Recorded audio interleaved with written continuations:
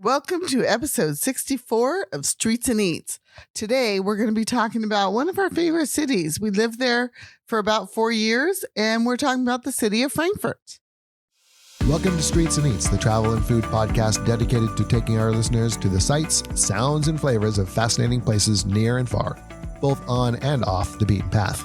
We're Jim and Corinne Vale, and we've been traveling internationally and domestically together for decades, visiting more than 90 countries in all 50 states in the USA. We'll share all of the local knowledge and food expertise we've gathered through years of living as expats in Asia and Europe, as well as traveling with families spanning multiple generations around the world. Join us each week for a new adventure. Okay, so I've been doing a little bit of research, and I've come up with a question for you. It's kind of related to Jim and topic. I have this thing where we like to compete against each other all the time, so we'll see. We are pretty competitive. It's kind of weird. Okay, how many hot dogs do you think Americans consume every year? Hot dogs? You mean like Frankfurters? Hot dogs. Hot dogs. Oh my gosh, I'd have to say a lot. So are we saying like a total number, like in the millions kind of thing? Or are we saying like per person, how many hot dogs per year? Well, let's do it in pounds In and pounds? total. Oh, a total amount of pounds of hot dogs per year. I'm going to say 5,200. That's probably like 10 pounds. A year? 1 year? 1 year. Times 200 million. And we're only talking America. We're not talking the rest of the world. I'm going to say. And we're only talking hot dogs, like something that could be considered a hot dog. I'm going to say 1.5 million pounds. No. Higher. Higher? See, I was being conservative. 3.5 million pounds. You got to add some zeros there. Billion pounds? Yeah. 2 billion pounds of hot dogs every year. Now, we could do the math, right? A hot dog, there's like 8 in a pack, and a pack is about a pound. Well, that's what I was kind of doing. So 16 billion hot dogs a year. That's crazy. I like hot dogs. Well, but I do like hot dogs. I'm very American that way. However, I do not eat very many. I probably only eat, and I'm being more than honest here, like maybe even overestimating 10 a year. 10 hot dogs, not 10 pounds. I'll agree to that. 10 hot dogs. I think you're right about that. I eat more than you. Yeah, I don't think we're the norm. And, I guess not, apparently. However, living in Vietnam, what is the one thing we've been like, ooh, I wish I could get a good... It is kind of funny because after living in Japan, they have this wonderful thing at the konbinis, the convenience stores like 7-Eleven and Rawson, and it's called an American doggo. American doggo. But it's not a hot dog, it's a corn dog. And it's got fluffy cornbread casing around the hot dog. And it is so good. It's delicious. I mean, when I lived in Japan, I may have eaten more than 10 a year because if we were out if I was out on a road trip, we would almost always stop and have an American doggo because they're filling, they're a little bit of sweet and savory. It's kind of a lunch item, but it's, it's cheap. Anyway, so. Oh, yeah. And they sold them and they gave you this little pack of ketchup mustard all in one pack. You would snap the end off and you could squeeze it and you'd get just a little bit of ketchup and a little bit of mustard on the end of the corn dog. For each bite. Chomp it off and just control it that way each bite. I personally am a purist and I didn't put anything on my American doggos. No, you didn't. That's true. That just meant that Jim got 2 packages of ketchup and mustard to put on his. So you kind of already got to my second part of this. Oh, I did. I didn't realize this was a part B. When you called it a Frankfurter. Oh, yeah. Well, I figured. I mean, how is this relating to Frankfurt? So Frankfurter. Well, I think that's a huge misconception. Is that what you're getting towards? Go ahead. That there are plenty of sausages in Germany. I don't know if there's one called a Frankfurter specifically or not. And apparently there is because he's shaking his head yes at me. Have we ever had one? Oh, yeah, of course. We lived in the Frankfurt area. We did live in the Frankfurt area. Yes, I know. It's more like what we would have called a Metwurst, but it's very similar to an American hot dog. And in fact, there's kind of a big debate over who actually brought the hot dog to America first and what would become the hot dog. Frankfurt, of course, is a leader there because the Frankfurter is a lot like a hot dog. It's longer. It's more like a foot long, really. It is. Yes. But I think of all of the German Wurst, it is probably the most similar to an American hot dog. But I wouldn't say a Metwurst is. No, it's not. It's a redder meat, not like a bratwurst, which is kind of a whiter meat. And we used to eat Metwurst more when we lived in the Eifel region. But we didn't, because I didn't. But the Frankfurter, is very similar to an American hot dog. And that is probably, I think, where American hot dogs came from. If they started in New York with German immigrants, guy opened up a stand from Frankfurt selling his, what he called Dachshund dogs. Dachshund. He did not. Sausages or something like that. So, of course, then that started becoming the Wiener dog. Well, that's the other city that makes the claim that they... Wien? Yes, Vienna. So Wiener dog or Wiener there's dogs. always... That brings me back to my schnitzel and our schnitzel recipe and our schnitzel toppings recipes that we have, because we just love schnitzel. And we never lived in Austria. And we have had lots of Wiener schnitzel in Austria. But I got to tell you, I mean, I'm a little biased because I lived in Germany for so many years. I love a German schnitzel, and it's traditional there too, for all of you who are asking. Yeah. Well, we've gotten that. I think that is a question we've gotten more from our blog and our time in the metaverse. Yeah, I think so too. Than anything else. Why do you say it's a traditional German schnitzel? It's Austrian. Well, actually, if you really dig into it, you can find that they're making sliced, thin, fried pieces of meat, veal or pork or whatever, in Italy, in the Italian area of the Alps, before they were in Austria. I wonder if the Romans had anything to do with it. It probably was the Romans that started it. It seems like everything boils back to either the Romans or the Ottomans for food. I'm just saying it does. Yeah. Okay, so are we hungry or what? Talking about food. Well, who doesn't want to talk about food all the time? I could have a hot dog right now. I like Costco hot dogs. I'm not a big fan of Costco hot dogs. I like macaroni and cheese and hot dogs. Okay, so let's get to it. You can't get them in Vietnam, so I should stop thinking about it. That's right. Save that for a trip. Save that for something else. Okay, so why Frankfurt? Why do people go to Frankfurt? I mean, come on. It's a banking capital. It's not the actual capital of Germany. There's lots of commerce in Frankfurt, though. I mean, many, many businesses have expats who live in Frankfurt. So I think it's a business city, but it's also a confluence of... It's a meeting place of rivers and highways and railways. Like, there's so many reasons to go through Frankfurt. Right. It's the largest airport in Germany. Is it? Oh, yeah. By far. It is I think I knew that. And so most people are going to be flying in and then getting a river cruise or going on a road trip or taking a bus somewhere or getting their Eurail pass and going off on a rail journey. And I think all of these things we have done and recommend, and you can find articles about them on our blog. Just putting that out there. They are all fun things to do. Yeah. And I think a lot of people don't really spend the time in Frankfurt.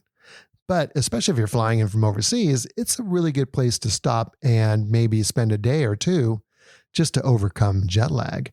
And I think it's a good place to spend a couple of days as an introduction to Germany. Just kind of get your feet wet in German customs and traditions and food. Well, and for us, I mean, like we said, we lived there. So I worked in Frankfurt for, I think 3 years. And we lived right outside of it. We actually lived on the Rhein-Main Air Base, which you can still see because even though it doesn't belong to the Americans anymore, you can still see part of the Luftbrücke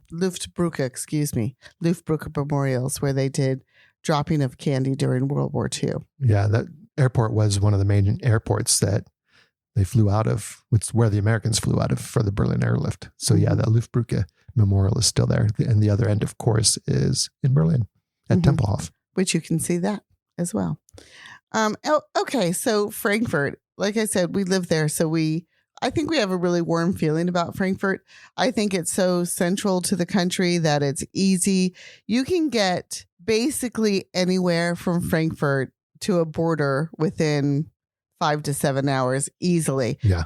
And for some of the borders, Or less. much less. Like Switzerland's closer, the Eiffel's closer, Alsace is closer in France, and Luxembourg is only like 3.5 hours. So, but more east or more north, it's a little bit further. Yeah, it is really central. And like you said, so many different types of transportation cross through there. So getting to Frankfurt is probably one of the easiest cities to get to in Germany, if not Europe for that matter. Trains from all over Europe are going to come in pretty much direct from the main cities. Like I said, the rivers, the Main River goes right through Frankfurt am Main, and the Rhine River is very close, and the Main goes into the Rhine River just outside of Frankfurt. And a lot of cruises start and end in Frankfurt for like a Rhine River cruise or a Main River cruise or the Mosel River cruise. You can get pretty much any of those out of Frankfurt, which I didn't really put that connection together when we lived there. Well, I don't think river cruises were quite as popular. That's probably true. River cruises really have only come on the scene, what would you say, last as far as we know, 10 years. Maybe 10 I think years. 20 years. No. We'll look it up. I'm not saying they didn't have them, but they've really gained popularity. And, yeah. Really just in the last 10 years, I think. That's for sure. And so those cruise boats dock right there in the middle of town. Mm-hmm. You can walk right across the street. You get off the boat, you go up some stairs, you cross the street. There's a nice little tower there. You're right downtown where all the restaurants are. There's shopping. And of course, there's museums because it's a huge city and it has really good museums like a Roman museum and a German history museum, all kinds of stuff. Yeah, there's all kinds of stuff to get that's easily reached from the dock right there. Mm-hmm. So that's pretty cool. And the same thing goes if you're landing at the airport. It's just a quick ride in from the train station, from the underneath the airport train station. Now, I would say you have to be a little bit careful flying into Frankfurt because there are 2 airports named Frankfurt. Well, yeah. If you're looking at budget, specifically Ryanair is the one that's going to get you. But I think the people who are doing that hopefully know that by now. I hope so. Well, but go ahead and explain it for those that don't. Yes. So there's the Frankfurt Flughafen, which is the main airport outside of Frankfurt. And then there's Frankfurt Hahn Airport. And Hahn was an old Air Force base, U.S. Air Force base. In fact, I went there to fix an airplane once. So did I. Well, I didn't go there to fix an airplane. I went on an exercise where we pretended to deploy there. Okay, but I went there to fix landing gear. Yeah. Anyway, we were both in the Air Force at the time. And it is not Frankfurt. It's not Frankfurt at all. It's at least an hour and a half away. And that's an hour and a half if you have your own car. Yeah. Because I don't know. I guess there must be buses or something. There's buses. You can shuttle between the 2 airports. But it's not. No. But that's not a mistake you want to make. So Frankfurt Hahn, be aware of it. It is a good airport to fly out of for cheap flights around Europe, but it's not where you're going to fly into to go to Frankfurt. And I don't think it's very convenient in a lot of ways, which is why the budget airways go there. Okay, so getting to and around Frankfurt then. So you've either come in on a ship, in which case you're probably just going to be doing a lot of walking. You've come in on an airplane, in which case really you're going to take the S-Bahn into town, the S8 or the S9. It's going to take you right downtown, only a couple of stops. It's not too expensive. It's around €5 each way. So round trip is 10. I think you can get a day ticket for like €9. The day ticket is a little bit less than 2 tickets. So yeah, that's a great way to go, especially if you're going to be doing more than just going in and out. Taking into town, walking around, and then taking it back out. If you're going to do any more rides at all, that's definitely a great way to go. Yeah. If you're going to do more rides, the Tageskart, the day ticket is a really good way to go. You have to be careful. You really want to get the Tageskart that covers the airport if you're going to go back and forth to the airport while you're at the airport. That's the easiest way to do it. You can do it everywhere else. But from the airport, it's going to automatically give you the option on the ticket machine to get a Tageskart that covers the extra cost to get to and from the airport. Whereas in town, when you get a Tageskart, it's the default is going to be just the inner part of Frankfurt, which covers pretty much everything you're going to do in Frankfurt, but doesn't get you back and forth to the airport. And remember, one year we decided we were going to stop over in Frankfurt. And I think we maybe even spent the night. And we took the train from the Frankfurt airport into Wiesbaden. Oh, yeah. It was like an 18-minute ride. And Wiesbaden's a really cool town, too. And Wiesbaden's a beautiful city as well. And there's lots of good things to do there. So it's a great place to stop over, whether you're going to Wiesbaden or to Frankfurt Main. I mean, there's plenty to do. There's one more option for tickets for transportation, and that is a Frankfurt card. You know, most cities, I think around the world nowadays, have a card dedicated for tourism that usually includes public transportation and then discounts for various museums or activities. So there's a Frankfurt card, and it is about the cost of, it's actually less than the cost of 2 round trip tickets to and from the airport. And then it gives you like 50% discounts on museums and a lot of other things. And how long is it good for? And it's a 24-hour card as well. Hours? So, and I think there's a 1 or 2 day card. I tend to think that a lot of times those are a little bit overpriced for me. And unless you're going to go to a lot of museums, you're not really going to save a lot of money. However, considering it's the cost of getting back and forth to the airport, anything else you do with the card is going to be gravy. So that's really a good option. And the last thing really you should consider is if you're a family, there's a group card, a group ticket. That's like the price of 4 tickets, but it covers for 5 people. Yeah. We've done it a number of times, gotten the city card, because especially when we're just walking around, I think it's a good thing to do. We got a city card in Tallinn when we were there. We got a city card in Bergen when we were there. And I like that it gives you what it does? It kind of encourages you to do things you might not otherwise do. That's right. Because like when we were in Bergen, up in Norway, we spent, I think, 3 days there. And we went to all kinds of museums that would not have been on my radar, but it was winter. Museums were warmer than being outside. That's right. And we got in at a great discount. So it was like, why not go? And knowing that you're getting in for free or at a big discount means you're not so worried about getting the most for your money, right? So you can just pop in and get out of the cold or get out of the heat and just check out the museum without feeling obligated to read everything and see everything. So I think they're actually a pretty decent especially when they come with like unlimited public transportation. Exactly. Provided that the city has a good public transportation system. And Frankfurt does. I mean, it's like one of the best. I would agree with that for sure. So other than that, really, you're going to be walking around. All the main sites are easily within walking distance of like the Hauptwache area, which is a great shopping street. Taxis are an option, of course. Rideshare apps are used, but really public transportation is going to be, I think, your best bet. And it's pretty easy. I mean, all the machines will give you an English option. They have lighted displays like they do in most subway systems. So they run on time. They run frequently. It's just easy. If you are doing a long layover and you've flown into the airport, you have a couple options what to do with your luggage. If you're continuing on a ticketed flight and your luggage is going to, go automatically to your destination, it's not a big deal. But a lot of times that's not the case. So there are luggage lockers and a luggage room at the airport where you can leave things like 8 or 10 euros a day. And there's also luggage lockers in the Hauptwache station, which is the S8, S9 that you take right downtown. So those are a good option. I think they're a little bit cheaper than the airport, actually. Everything is cheaper when you don't do it at an airport. So you don't have to drag your bags around if you're on a long layover. No, I certainly wouldn't. Oh, one last thing about tickets. And this is really exciting. I think it's really exciting for travelers. We just found this out. And that is what's coming in May.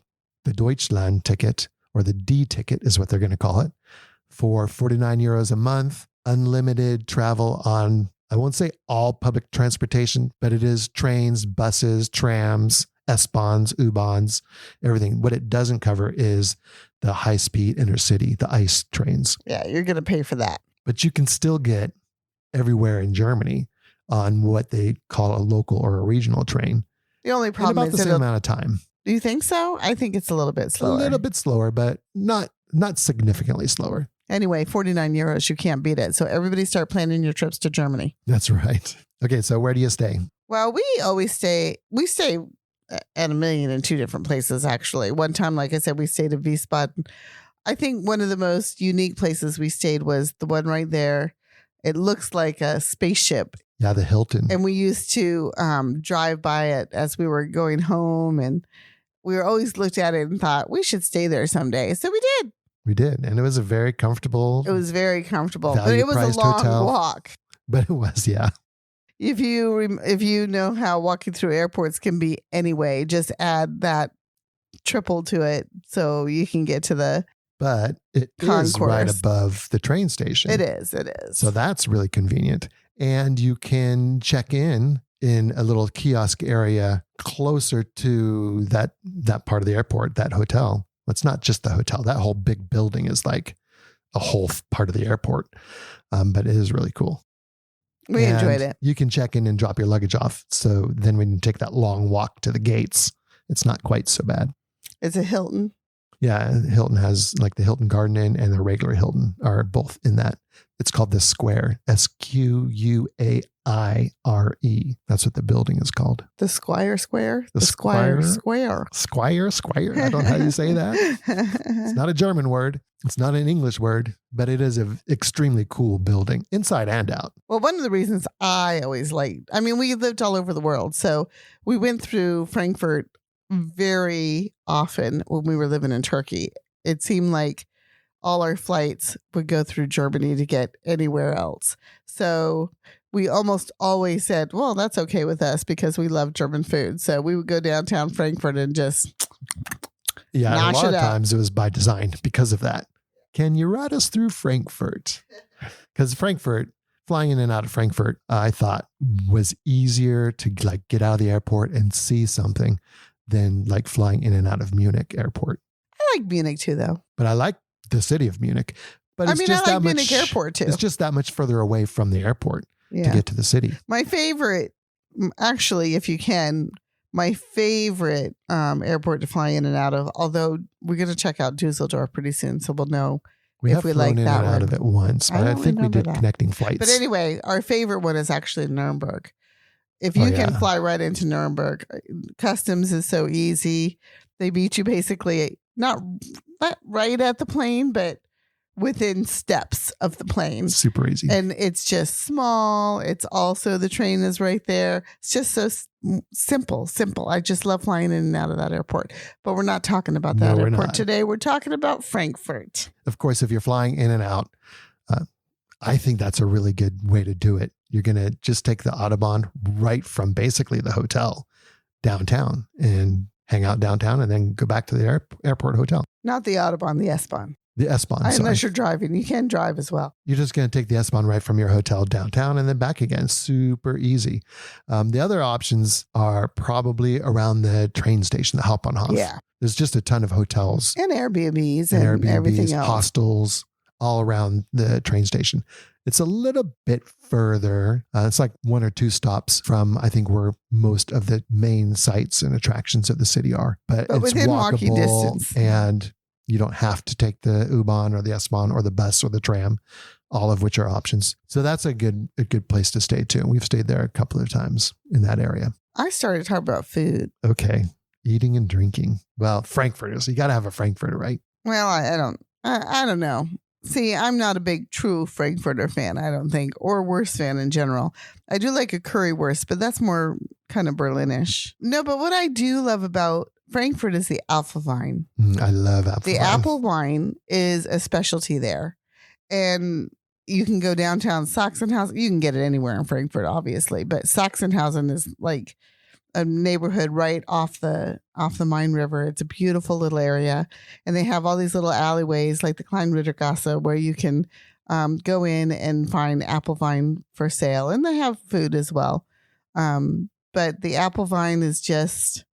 it's like apple cider, but it's not. It's lighter. It's not as sweet. It's not. Yeah. Apple cider. Yeah. I don't know if it's the sweetness or just the way it's made, But it seems to be a little heavier for me. And Apfelwein it's lighter. It's maybe a little bit on the sour note. I don't know. I do know that I've gotten extremely tipsy on it before. Yeah.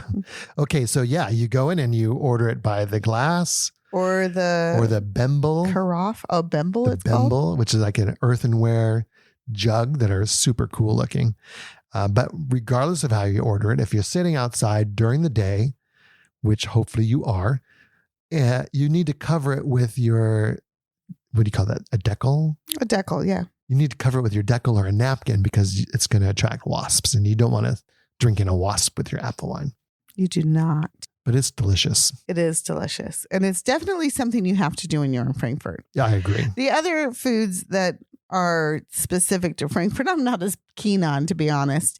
They have like what they call it green sauce, and a lot of times they put it over like things like hard-boiled eggs. Mm-hmm. And we've had it. Potatoes. And potatoes. And it's okay. Yeah, it's I not my haven't favorite had it thing. in years, though, to be honest. Maybe I'll try it again Maybe and see it's if my better. Well, your tastes do change as you get older. They do. And not only that, but I found that I like a lot of things that as a kid or as a younger person, I would have been like, there's no way I'm eating that. And now I'm like, yeah, bring it on. So maybe, but like pesto, I'm like that with pesto. I never really liked pesto until I had it on a trip to Italy in the Cinque Terre region. And it was actually in Liguria. And it was delicious. Mm-hmm. And now I kind of like pesto. I don't like it on everything, but I do like it. On pasta. The green sauce is actually kind of, I think, like a pesto. It seems very pesto-ish, but it doesn't really. And it's mixed in with like yogurt or quark or that sort of thing. Sometimes. To give it its thickness. Yeah. Anyway, so you can try anything with green sauce and you'll be eating Frankfurt food. And then the other one is Handkäse mit Musik. I don't really know where the name comes from, but it translates to hand cheese with music. Mm-hmm. So the hand cheese, because you're eating it, you can't eat it with your hand. Probably you're going to use a fork. It's like a marinated cheese. It's a marinated cheese. It's marinated in oil. But I think it's got a weird consistency. And vinegar. Yeah, to me, it's kind of spongy. And kind of rubbery. Yeah. I guess that's it's more not the my word. favorite thing, to be honest. But again, it's been years. I tried it once way back when and said didn't like it, so I didn't have it again. We'll try it again. What I do go for in the Frankfurt area is their schnitzel, because we talked about schnitzel a little bit earlier. We love a good schnitzel. So we have quite a few restaurants that we go back to over and over again to get schnitzel. One of our restaurants is being renovated right now. Yeah, but it should be better later on, right? And that's been around. The Klosterhof is what we're talking about. And it's right. It's a building that's connected to the old Carmelite monastery in Frankfurt, right downtown. So it's like a really old monastery. The Klosterhof isn't really part of the monastery. It's not as old as the monastery. It's only been around since the 30s, I guess. But because it's connected to it, they've kind of taken that idea and architectural style and everything else. And it's a really cool place. Hardwood, dark paneling inside. Of course, you can get your Apfelwein there, but because it's got that cloister or monastery feel, you might want to have a beer. They got some great beers on tap there too, but the schnitzels are incredible there. Yeah, I hope that the renovations go well and they reopen soon. Me too. And it's not the only place. There's plenty of places to get schnitzel, obviously. Another thing you can do if you're looking for something a little bit cheaper is you can go into any bakery or butcher, and they will have usually foods that they'll make right there for you or are already pre-made. And some are hot and some are cold. Many are cold, but some are hot.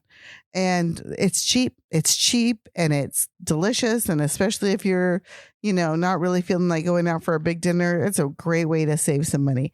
What I suggest for budgeting, though, is if you are eating it's cheaper to go out and have a nice lunch, because usually the lunch menus will have plenty of portion sizes. Mm-hmm. Oftentimes the lunch will come with a soup and the main. sometimes even a dessert, but more likely it's just going to be a super salad and main, which is a great dinner, great, meal. Sometimes you'll see it where you can choose to have a super salad and a main, or a main and a dessert. I like those options. It just changes. And sometimes they have specials that you can order off of the specials menu, or sometimes it's just a smaller portion for something they would normally carry. So that's a good way to save money, because you can go there and you'll save probably at least €5 a person by having that as your main meal of the day. And then later on, go to the butcher or the baker. Don't go to the candlestick maker because they don't have any good food. Or just go have some Apfelwein and some Handkäse mit Musik. Yeah, or some other type of something appetizer, something small, fish finger. What do you call those things?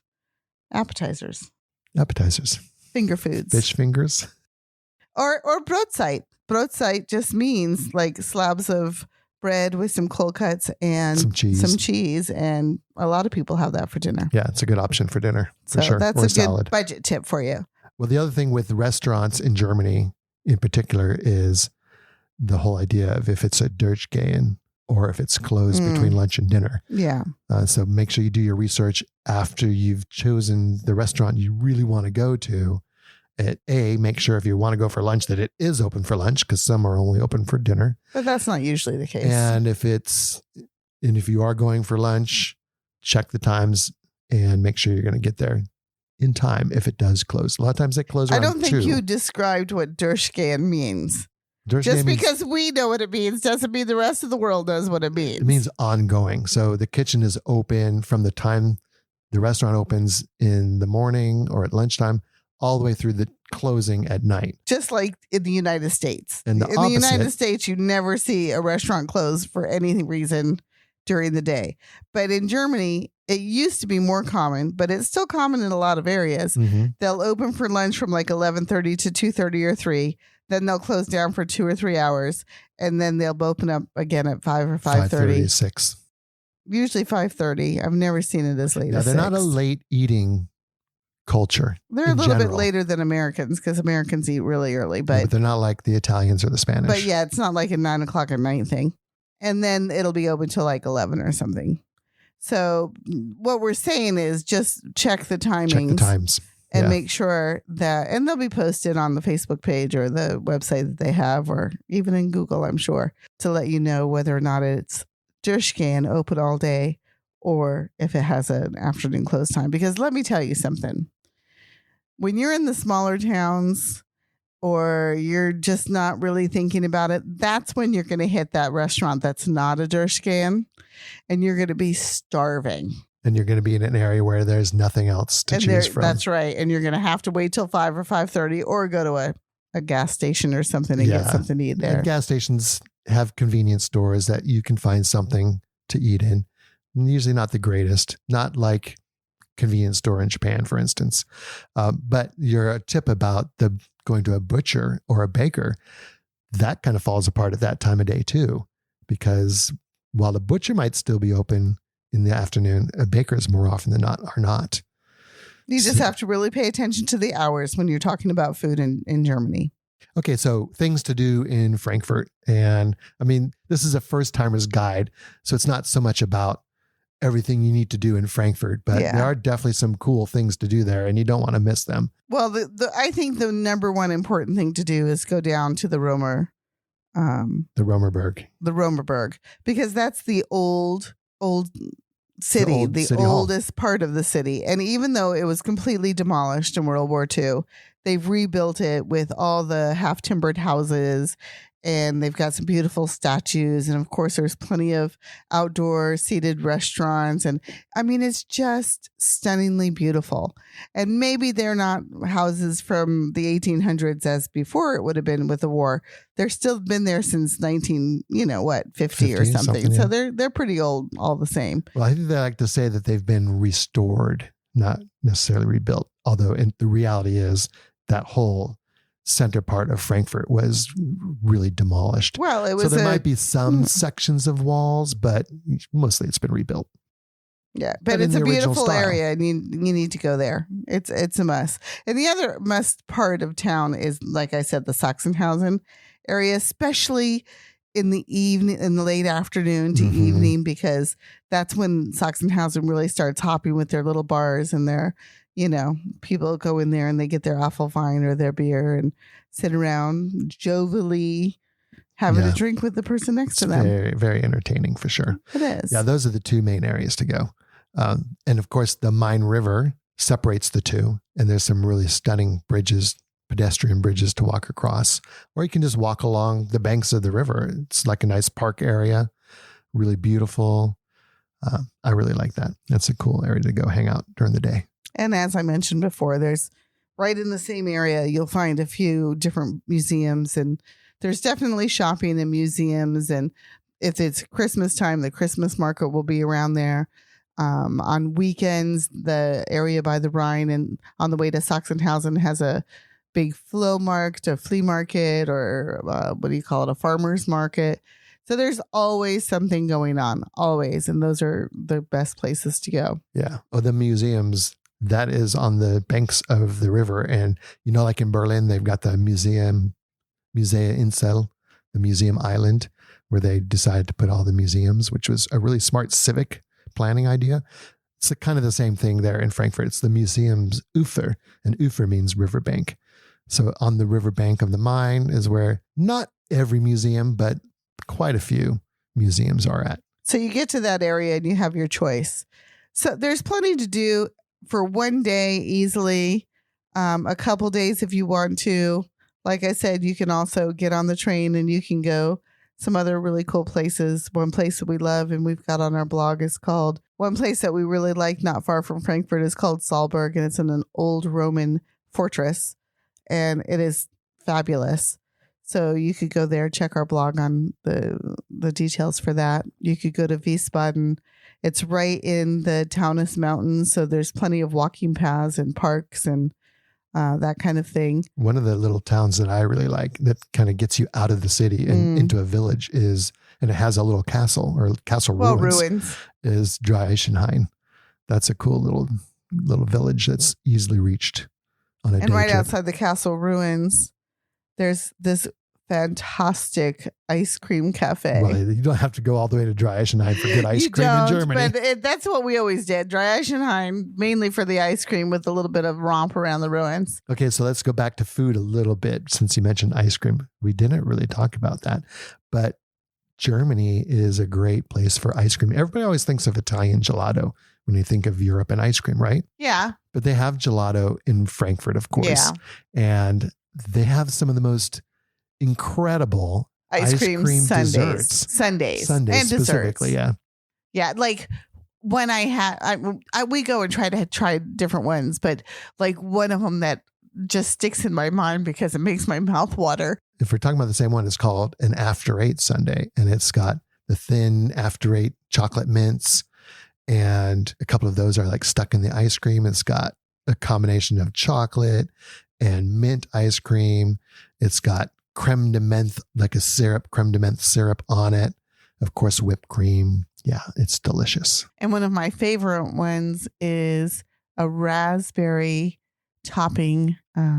It's like a hot raspberry syrup over vanilla ice cream. And you can get that in dessert in a lot of restaurants because it's very, very popular. Do try it. Heiße Liebe. It's called Hot Love. And it is. I love it. And it's hot. It's delicious.